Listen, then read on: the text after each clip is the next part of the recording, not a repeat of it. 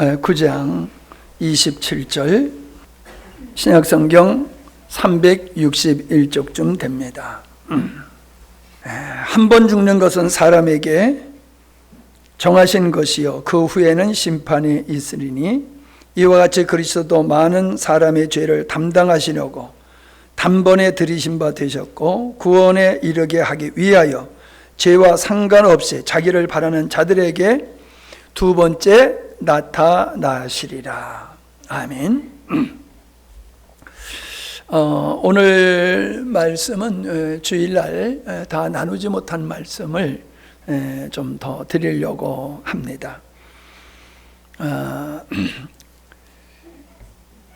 오늘 여러분에게 인쇄해서 드린 그 인쇄물은 사전에서 발췌한 겁니다. 그냥 사전에 있는 거를 따가지고 한번 우리 같이 생각해 보려고. 이렇게 성경 말씀을 여러분한테 인쇄해 드린 적은 있어도 이렇게 사전을 한 적은 처음인 것 같아요.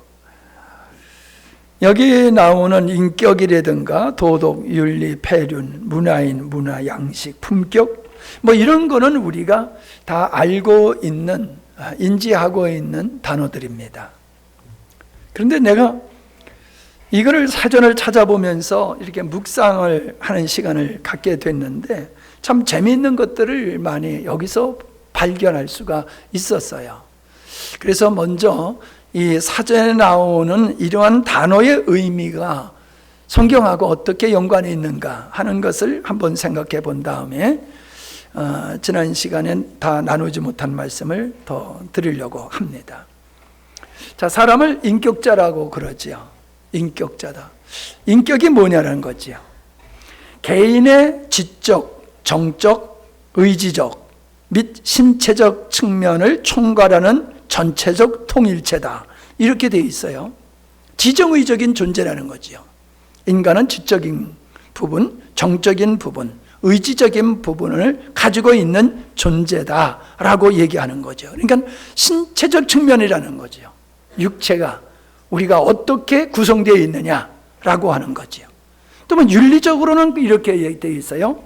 도덕적 행위의 주체로서의 개인, 도덕적 행위로서의 주체로서의 개인, 자기 결정적이고 자율적 의지를 가지며 그 자신이 목적이 되는 개인, 개인을 얘기하고 있어요. 개인. 예. 법률적으로는 법률 관계에서 특히 권리, 의무의 주체이며 법률상 독자적 가치가 인정되는 자격. 이제 내가 관심 있는 거는 이 다섯 번째예요. 종교적으로 인격이라고 하는 것은 신에 대해서 인성을 갖춘 품격이 인격이다. 그렇게 말하고 있어요. 자, 사람들은 인격을 존중해야 된다라고 말하고 있습니다. 인격을 존중한다는 것은 사람을 존중해야 된다는 얘기잖아요. 도대체 사람이 어떤 존재이기에 그 모든 사람은 존중받아야 되는 존재냐는 거예요. 근데 한번 따져보세요. 인간이 원숭이가 진화돼서 사람이 됐다라고 하면은 좀 바뀌어졌을 뿐이지 원숭이잖아요. 조상의 원숭이라고 그러면은. 그러면 원숭이하고 사람하고 다를 바가 뭐 있어요? 원숭이를 사람 대접하든지 아니면 사람을 원숭이 취급을 하든지 뭐 그래야지 맞는 거 아니겠어요? 근데 사람이요, 원숭이를 살아있는 원숭이 해골을 먹더라고요. 예.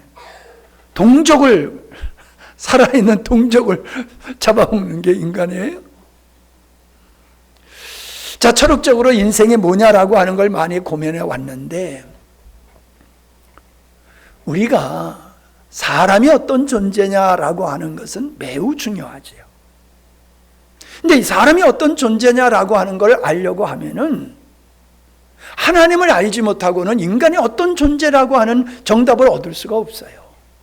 예.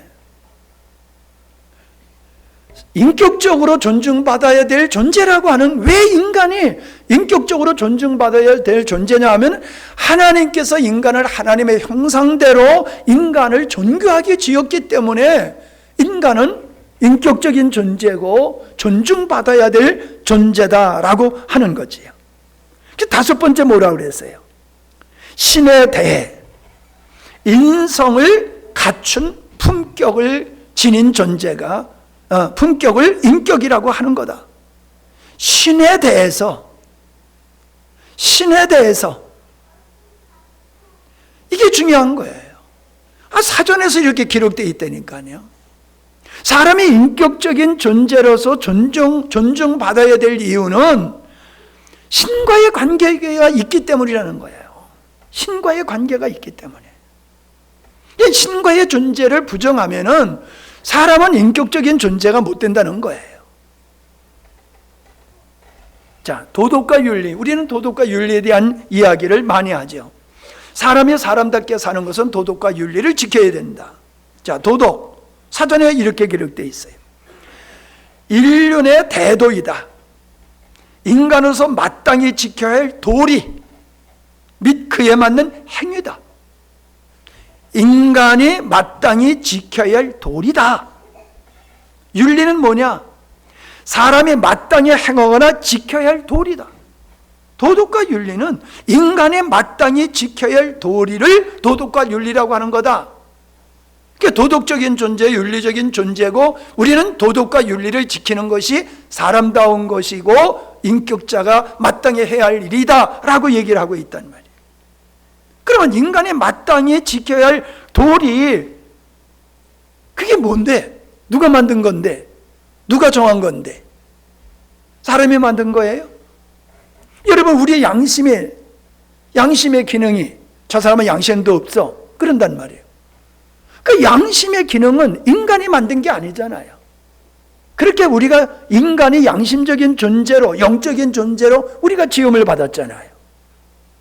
도덕과 윤리는 뭐냐? 인간이 하나님 형상대로 지음을 받았기 때문에 하나님의 형상대로, 하나님의 목적대로 지은 인간은 이렇게 살아야 되는, 그게 도리란 말이에요.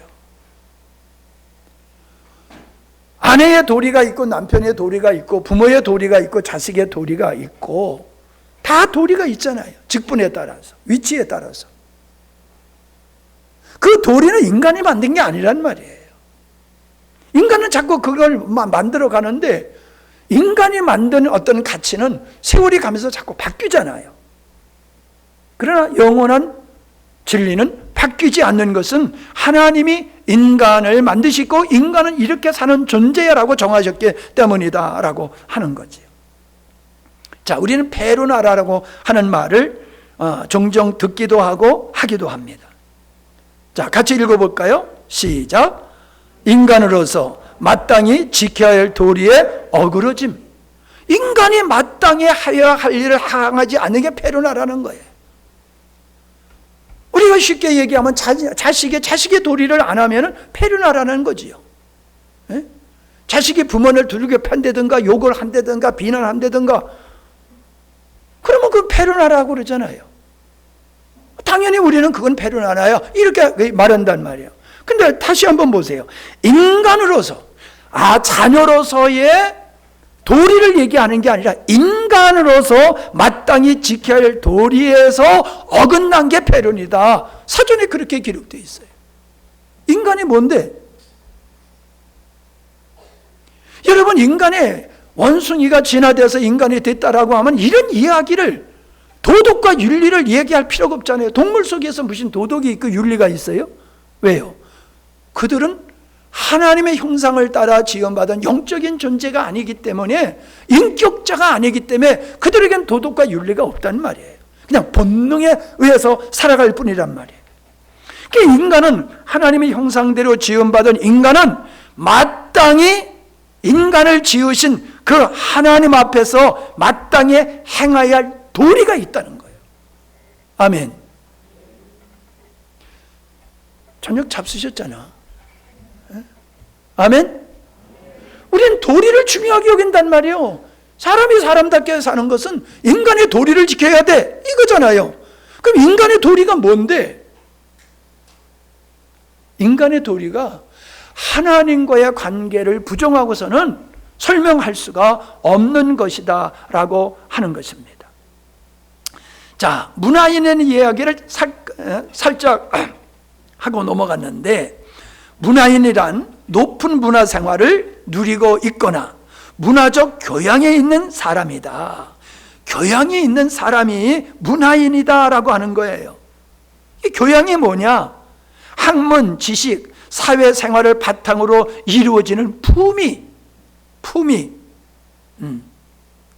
또는 문화에 대한 폭넓은 지식을 가리켜서 교양이다라고 얘기한다는 거예요. 자, 그러면 문화가 뭐냐? 진리를 구하고 끊임없이 진보, 향상하려는 인간의 정신적 활동이 문화다라고 얘기를 하고 있어요. 또는 그에 따른 정신적, 물질적인 성과, 예를 들어서 학문, 예술, 종교, 도덕 이런 따위에 있어서 발전되어지는 이런 것을 가지고 문화다라고 얘기한다는 거지요. 그럼 잘 보세요. 제가 그냥 얘기만 할 수 있는데도 사전에 있는 걸 이렇게 인쇄해서 여러분에게 드리는 것은 보면서 생각하자고 하는 의미에서 한 거예요. 진리를 구하고 끊임없이 진보하고 향상하는 인간의 정신적인 노동, 이게 뭐예요? 신앙생활이죠. 하나님을 알아가는 것이 신학이에요.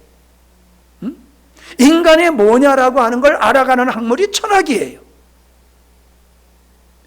여러분, 사전에 진리를 구하고 끊임없이 인간이 발전되어 진보하고 향상하려고 하는 이 노력, 정신적인 노력을 문화 활동이다라고 얘기하고, 그런 활동하는 그 자체를 사람을 가리켜서 문화인이다라고 말을 하고 있다는 것입니다.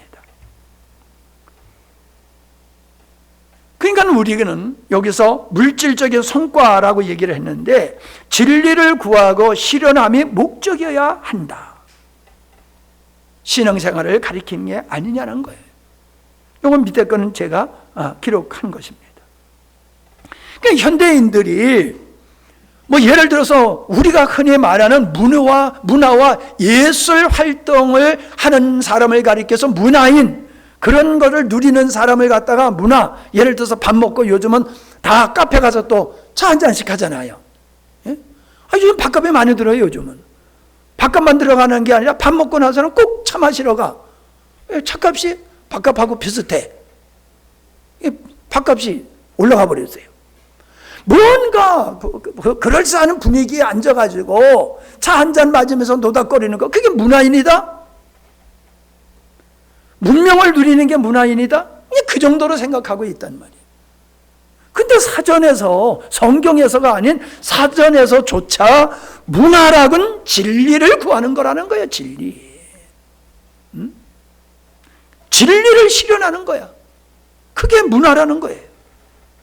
그러니까 종교적인 것을 배제하고서는 문화를 얘기할 수가 없는 거지요. 예술 속에 신앙과 생명이 배제돼 버리면은 그거는 생명 있는 문화라고 말할 수가 없는 것이죠. 자, 재미있잖아요, 여러분. 정신적 활동. 자, 양식. 우리가 저 사람은 양식이 없어, 이런 얘기를 하지 않습니까? 양식이 없다. 자, 1번 뭐예요? 일정한 모양이나 형식. 양식이지요. 오랜 시간이 지나가면서 자연히 정해진 방식. 유전과 전통이라고 얘기할 수 있겠지요. 뭔가 이렇게 만들어진단 말이에요. 세월이 지나가면서. 예. 그 다음에 세 번째 뭐예요?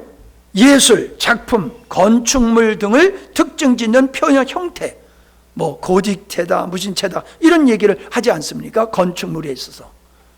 또 그림을 그리는 데 있어서도 그런 양식이 있잖아요.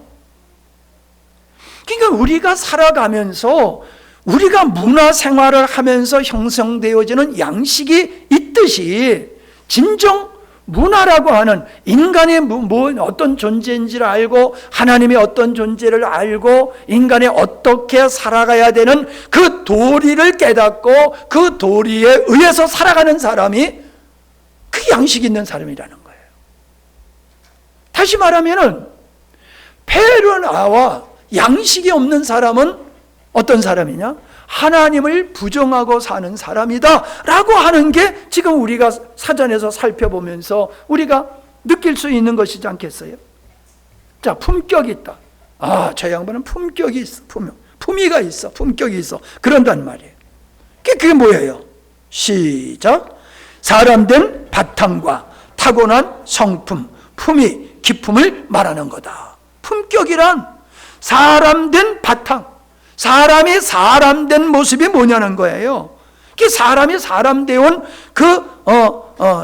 품위를 가지고 있으면은 그 사람이 품격 있는 존재라고 우리가 말하는데, 도대체 어떻게 사는 것이, 어떤 모습이 품격이 있는 인간의 기본적인 모습이냐라고 하는 거예요. 요즘 사람들은 진리를 부정하잖아요. 어떻게 보면 맞는 거예요. 자기가 원숭이의 후손이라고 생각하는 사람들이 그렇게 생각하는 건 맞을 것 같아요. 예. 왜? 동물 세계에는 그런 게 없잖아요. 그러니까 자기 존재를 본능적으로 살잖아요. 그와 같이 도덕과 윤리와 가치의 기준을 부정해버리고 자기가 원하는 대로 살아가는 현대인들, 품위가 있어요? 품격이 있어요? 동물의 수준이잖아요. 본능적으로 살아가잖아요. 본능적으로. 감정적으로 막 살인을 하기도 하고.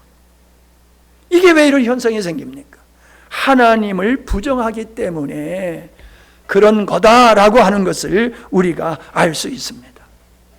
자, 인륜을 저버린 사람. 인륜. 그게 뭐예요? 그 위에서 윤리에 기록되어 있죠. 사람이 마땅히 행하거나 지켜야 할 도리, 이 사람이 마땅히 지켜야 할 도리를 저버린 사람을 인륜을 저버린 사람이다. 그렇게 말하고 있다는 거예요. 그게 야만인이라는 거예요. 야만인. 예?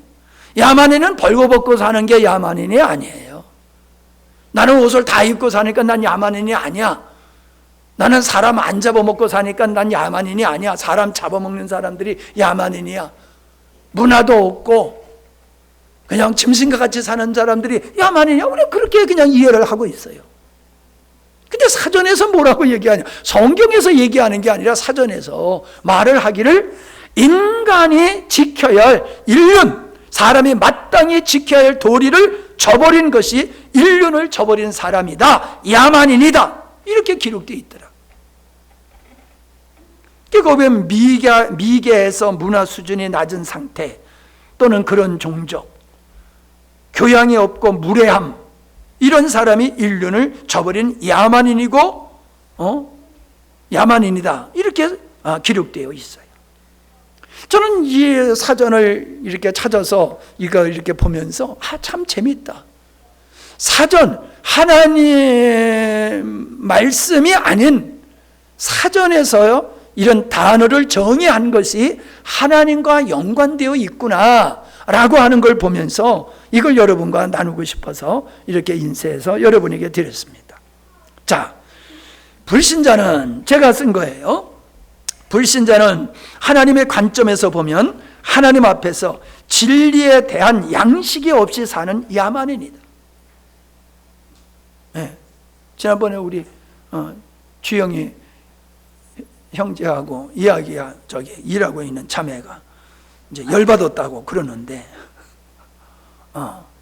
야만인이요. 하나님 없는 사람은. 하나님을 부정해서 도덕과 윤리를 얘기하는 건 말이 안 맞는 거예요.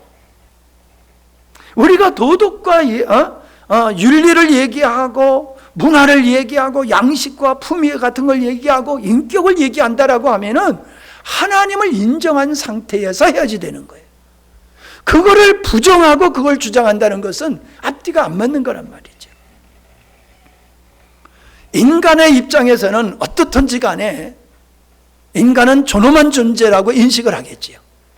그러나 하나님이 보실 때에 하나님을 부정하는 사람들은 인륜을 저버린 야만이로 보신다는 거예요. 성경적으로 얘기하면, 이건 제가 한 얘기고요. 성경적으로 얘기하면은 하나님을 부정하는 사람은 하나님의 생명이 없는 사람, 하나님을 부정하는 사람은 하나님의 자녀가 아닌 사람, 마귀 자녀라는 거죠. 마귀 자녀. 그래서 천국은 하나님의 자녀만 갈 수 있는데 하나님을 부정하기 때문에 하나님의 자녀가 되지 못함으로 그런 마귀가 있는 곳에 갈 수밖에 없는 거다. 그게 직설적으로 얘기하면 지옥 가는 거다. 성경은 그렇게 말하고 있어요. 기분 나쁠지 모르죠.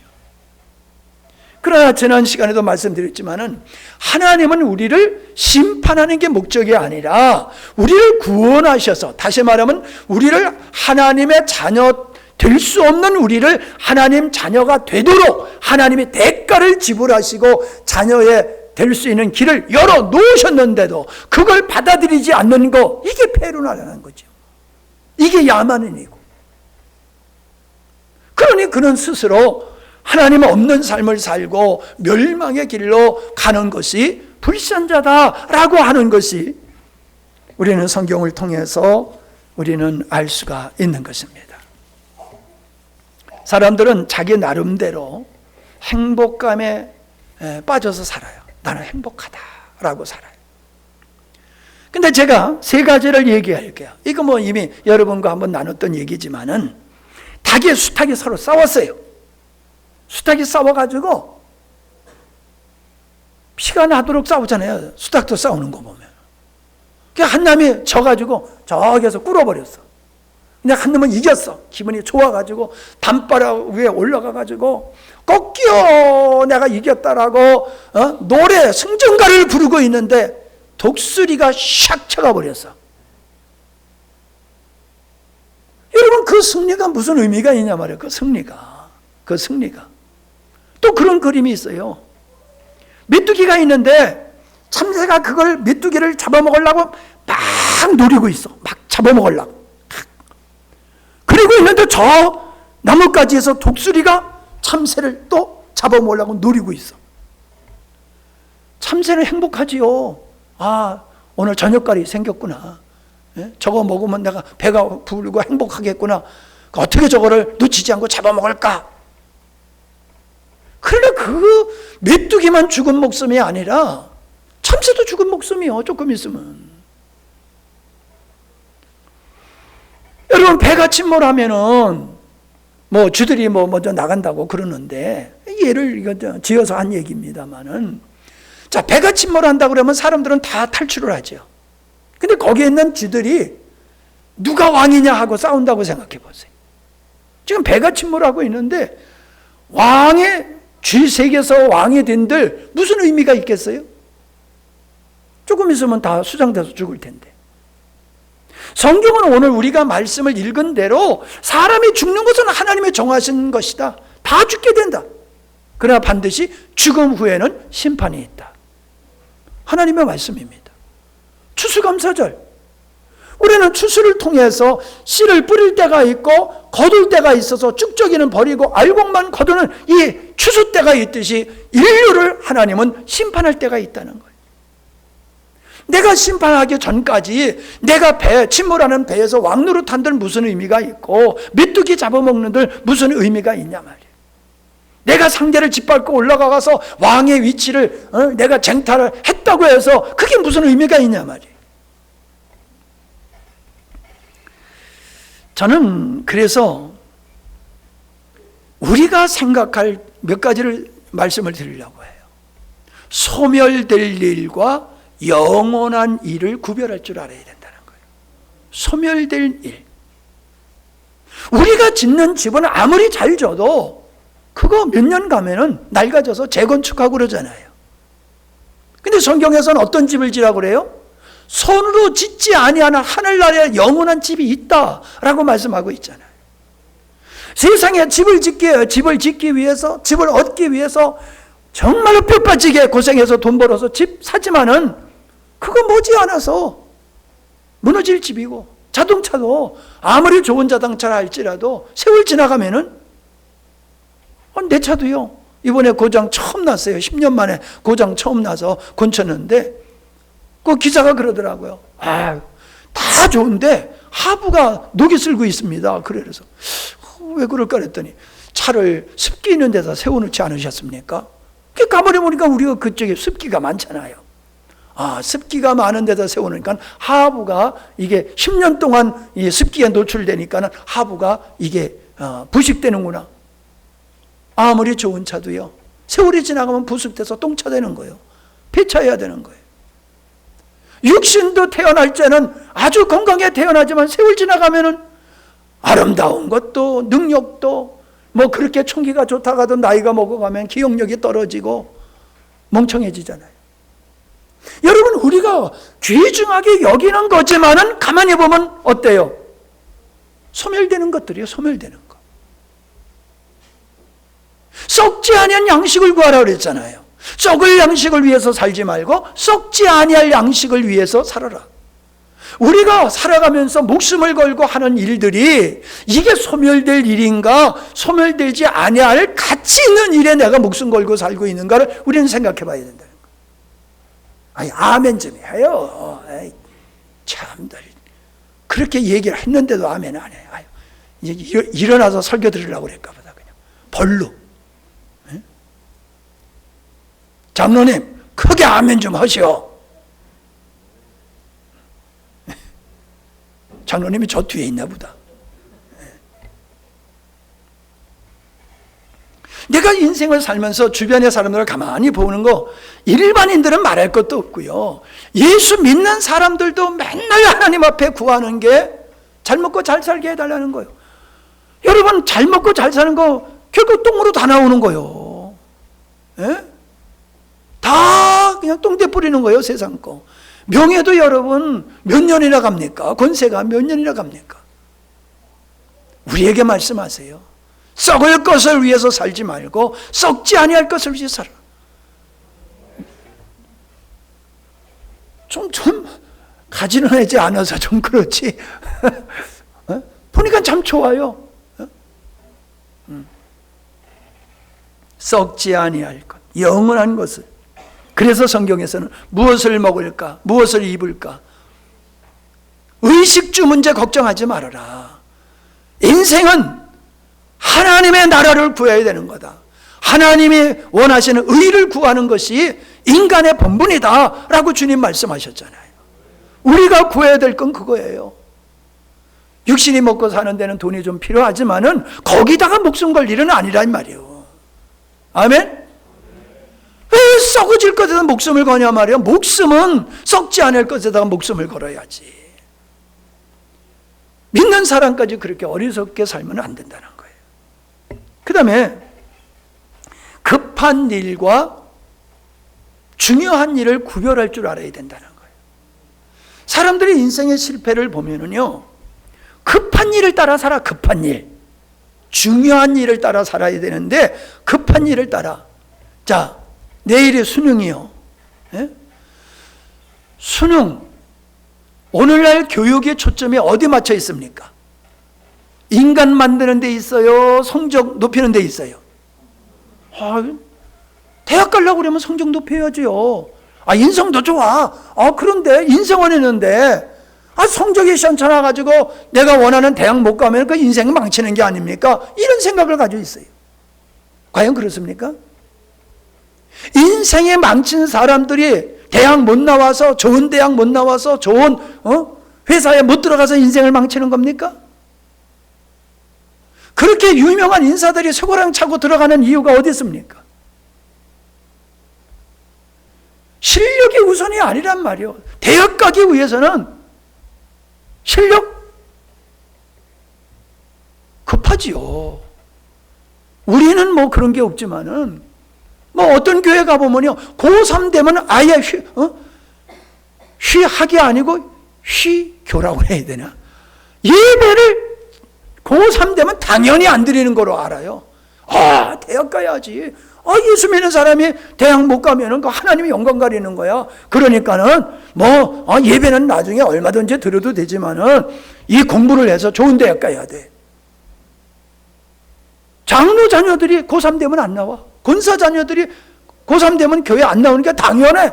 저쪽 동네는. 근데 영혼이 안 들어와. 영혼이 안 들어와. 인생의 불행은 실력이 없는 데서 오는 게 아니라 인성이 안 됐기 때문에 그러는 거예요. 인성이. 인간이 어떤 존재인지 정체성이 불명확하고 인간이 마땅해야 할 도리가 뭔지를 모르고 실력만 학문적인 지식만 가지고 있지 어떻게 인생에 살아야 되는지는 이게 교육이 안 된 거예요. 중요한 교육은 인성교육이란 말이에요. 아멘도 또 안 해네. 그렇게 얘기. 하여튼 언제 아멘 좀 하실 거요?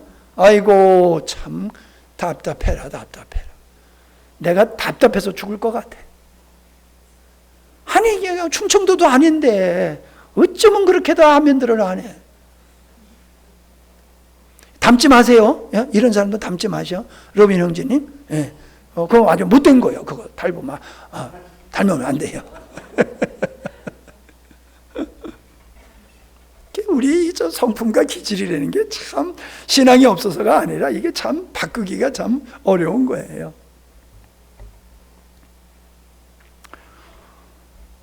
그래서 열심히 공부시키고 나중에 자식들 내가 왜 저 자식을 위해서 내가 이렇게 고생했나 하면서 탄식하는 부모들 참 많잖아요. 예? 내가 자녀 교육 잘못시켰다. 자식 망친 건 부모가 망친 거예요. 급한 일 위주로 살다 보니까는 그런 거란 말이에요. 급한 일도 얼마나 진짜 급합니까? 근데 전화 받는 일 보세요. 전화 오면은 밥하다가도 뛰어서 받지요. 예? 저 화장실에 가 있다도 전화 오면은 빨리빨리 정리하고 뛰어나와서 전화 받지요.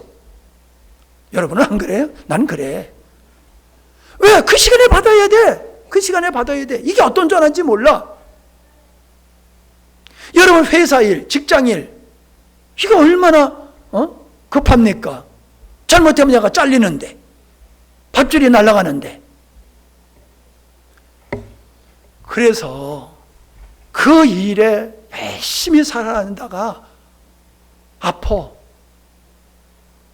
병원에 가서 치료받아야 돼. 그러면 어때요? 전화 온다고 전화 받아요? 병원에 입원해 있으면 전화도 안 받아. 예? 생명을 살리는 일이 전화 받는 일보다도 회사 일보다도 더 중요하다는 거예요. 그래서 회사 접고 자연인으로 사는 사람들이 있잖아요. 인간에게 있어서 중요한 일이 돈이 아니라는 거예요. 전화가 아니라는 거예요. 회사가 아니라는 거예요. 근데 우리는 그렇게 살고 있어요. 대부분의 사람들이. 중요한 일은 뒷전으로 하고 급한 일을 쫓아서 사람들이 살아가요. 자, 그 중에 하나, 우리는 가난하게 살다 보니까는 돈이 있어야지 행복하다 생각하고 오직 돈 버는 일에 전념해, 가장들이. 그래서 열심히 돈 벌어가지고 가정 애들 공부시키고 마누라 이쁜 거 해주고 좋은 거 해주고 그리고 사는데 세월이 지나가다 보니까는 가족들이 다 아빠를 떠나. 애들이 아빠를 멀리 해. 왜 그러냐 하니까 아빠 우리하고 놀아준 적이 있어? 우리 어렸을 때 우리하고 놀아준 적이 있냐는 거예요. 맨날 눈 뜨고 보면 아빠 없어. 아빠 얼굴 안 보고 잠자. 눈 뜨고 봐도 아빠 없어. 아빠 본 지가 언제인지 몰라. 아빠 얼굴이 기억이 안 나. 아내도 마찬가지죠. 남편은 죽기 살기로 가족을 위해서 살았지만은 가족이 진짜 필요로 하는 게 뭔지를 모르고 돈만 벌어다 주면은 온 가족이 다 좋아하고 기뻐하고 행복할 줄 알았지만 아니었단 말이에요. 돈 버는 게 급한 게 아니라는 거예요. 가족들과 관계, 사랑의 관계를 갖는 게 그게 더 중요한 것이라는 거지. 그 가치를 어디다 두느냐에 따라서 달라지는 거잖아요. 자, 그렇게 따지고 본다고 그랬을 때에 신앙생활이라는 게 어떻습니까? 지금 오늘 하루 문 안 닫으면은 일당이 떨어져, 일당이. 근데 오늘 문 닫아봐. 일당이 날아가잖아. 이게 급한 거예요, 급한 거.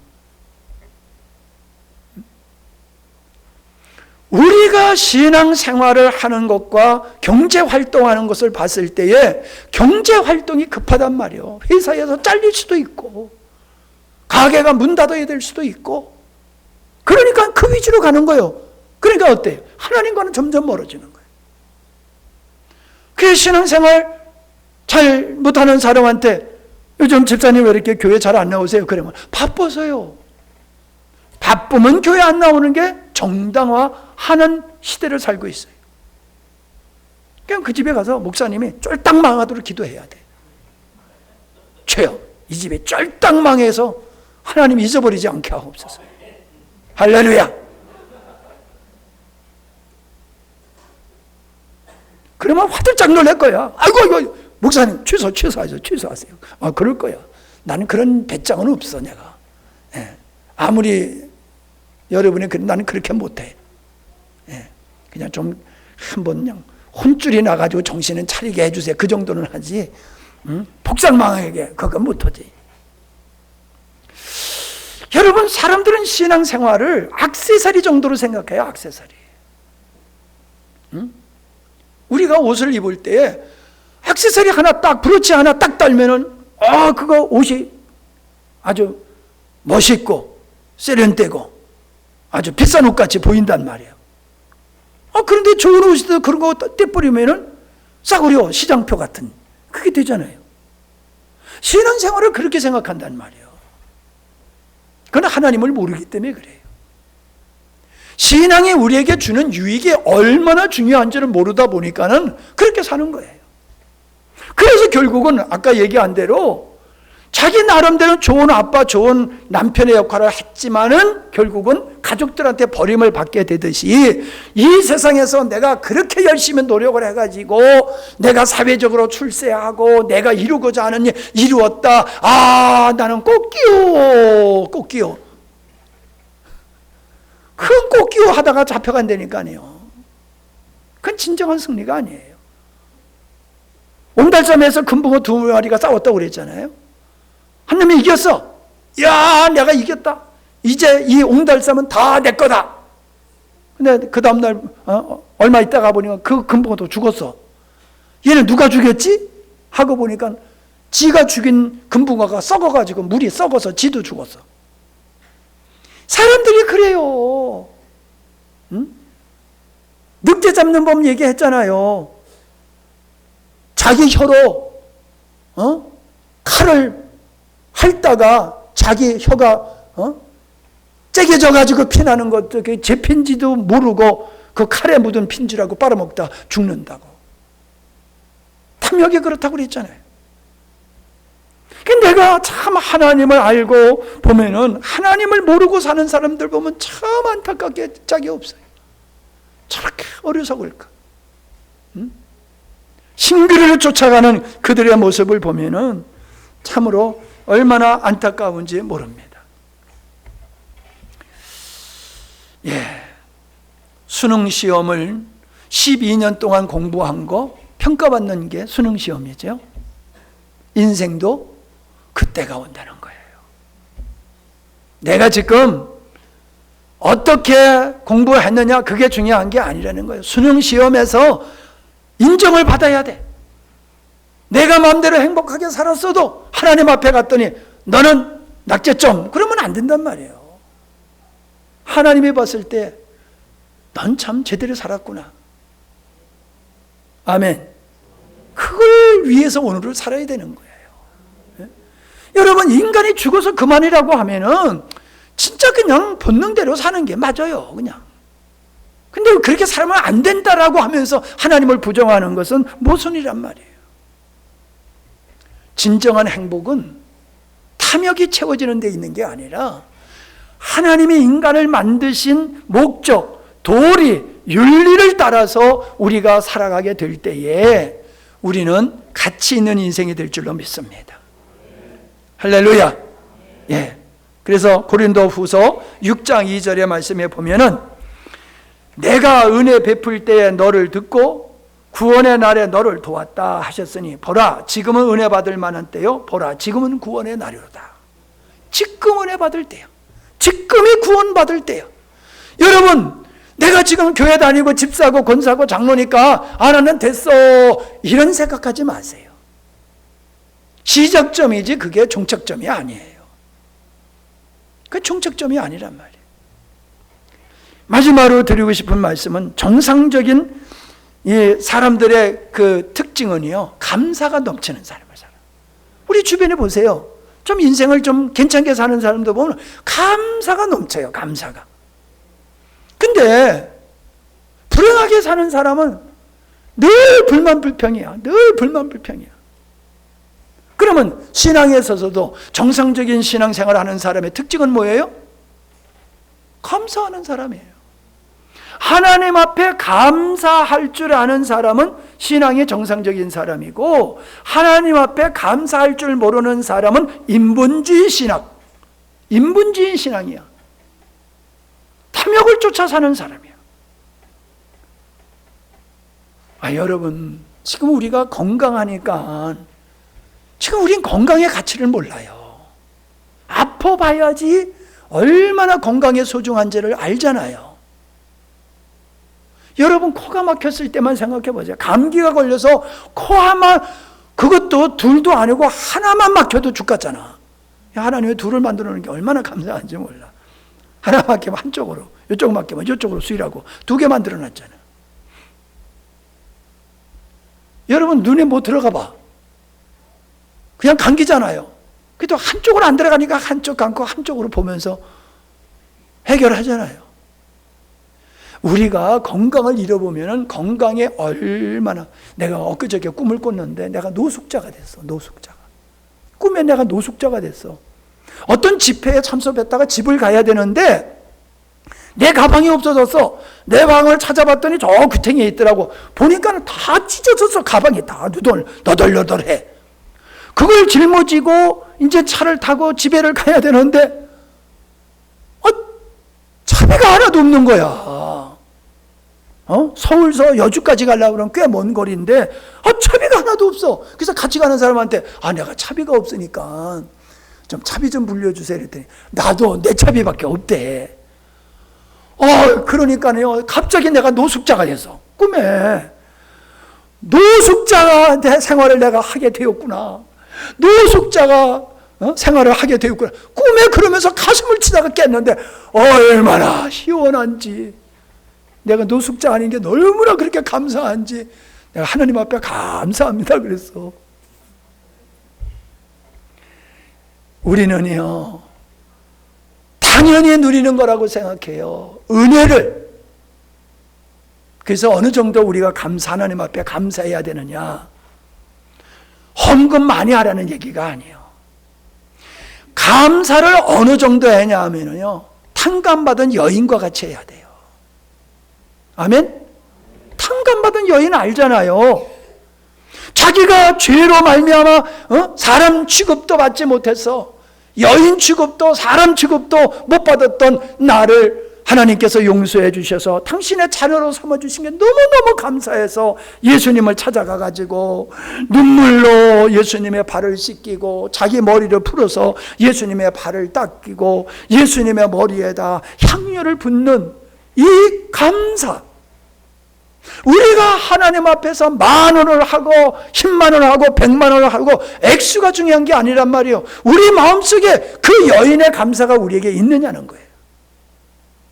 그런 감사를 해야 되는 거예요. 예? 그 여인이 오늘 네가 구원받았다라고 얘기했잖아요. 우리의 믿음은 하나님이 그걸 요구하시는 거예요. 여러분, 감사를 한번 생각해 보세요. 어떤 감사를 여러분 드렸습니까? 하나님 앞에. 정말로 하나님이 받으실 만한 감사를 했습니까? 그냥 추수감사절이니까는 의례적으로 그냥 인사차로 하는 식으로 했습니까?